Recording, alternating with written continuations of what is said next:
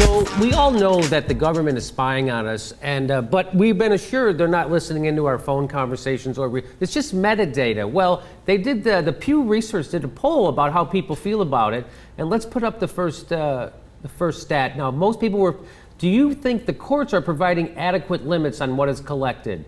So 56% said no, the courts are not protecting us from our own government, and that they're so that 56 plus 15.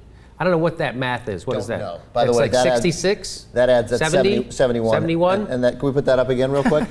That adds up to 101, that first poll. Yeah, it's 101%. That's 101%. Give it a little extra effort. Yeah, bang. Yeah. Well, that's just metadata. Don't worry about that. Yeah, that's just metadata. Don't worry about that. So 71% of the people think that the government we're not being protected by the courts from the government spying on us. Okay, let's go to the next one.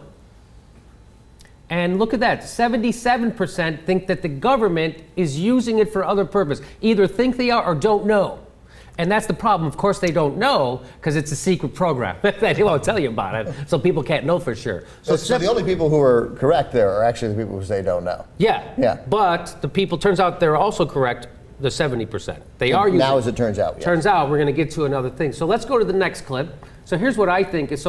Is the government collecting what's being said in phone calls and emails? Look at that number, right? That's 80-some%, right? Isn't that 81?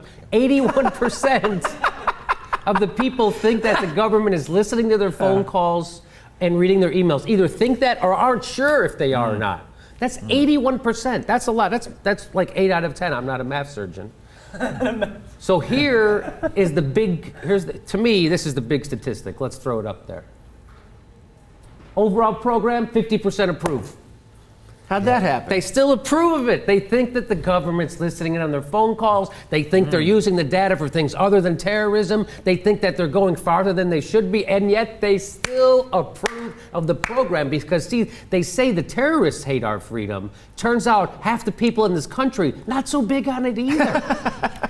Imagine if we had to write the Constitution today, what a shitty Constitution we would get today, because people don't see any value in freedom and liberty. And what's happened in the last story with stop and frisk, what's happening with the NSA, is that the people who run our country keep telling us over and over that liberty and freedom, little too risky. They make us less safe. So you got to get rid of your freedom so we can have a little safety and security, and we all know that that's bullshit. That's what every tyrant says. That's what every dictator says. I'm just doing this because it's my job to protect these fucking people, and that's why I got to spy on them and throw them in jail and break the Constitution. What do you say to that, Ben? Well, I want to repeat something that I said on Friday's Young Turks, which really brought everybody down. So I think a comedy show is the perfect place to repeat it. Okay, well, you know I have a rule. Nothing that was repeated on Friday's Young Turks. Is that right? No, I didn't. I'll break it for you. Go ahead. Thank you. Is that there, in the history of war, there has really maybe never been a more effective attack than September 11th, 2001.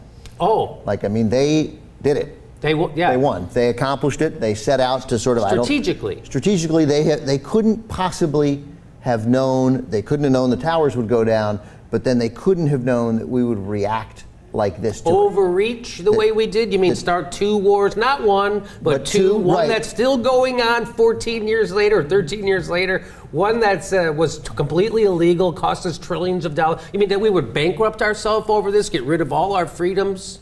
And that 12 years later, we're still thinking that it's like the government can go ahead and spy without warrants or with a bullshit warrant at the very minimum on United States citizens, and half of them will be like, it's okay. I know they're doing it. It's okay. It's okay. What a perfect, I mean, Khalid Sheikh Mohammed is in Guantanamo somewhere, but he is thinking, well, I nailed it. You know? Yes, they did. They accomplished. They bankrupted the great superpower. They've gotten rid of our freedoms. They've made us spy on ourselves. They've made us ruin our Constitution, right, Johnny? Oh yeah, it's definitely. I don't know. I have very little to say about this because it's so ridiculous that it's actually happening, and no one really cares about it. It's sort of just. Well, let's go. You know what? It actually is worse than people think. So what's happening now with the NSA taking the data that they're getting through their terrorism, and then they're taking stuff that they're not supposed to listen to, and they're calling local law enforcement people and giving them that information, and then local law enforcement's going and busting people. That is like this. I try to think of a scenario to help explain it to you. That would be like if Briscoe and Logan, right, from Law and Order, Briscoe and Logan, illegally obtained information and then told some SVU detectives about it, but said it should sound like it came from an unnamed confidential informant. And then Ice-T comes in and gives another piece of information, and everyone's like, how the fuck does that guy have an acting job? Talk about injustice. That's exactly what. Did that work? All right. Only at the end, because I was ready to hammer you for like, you're on YouTube. Nobody fucking watches Law and Order. But you saved it. Thank you very much.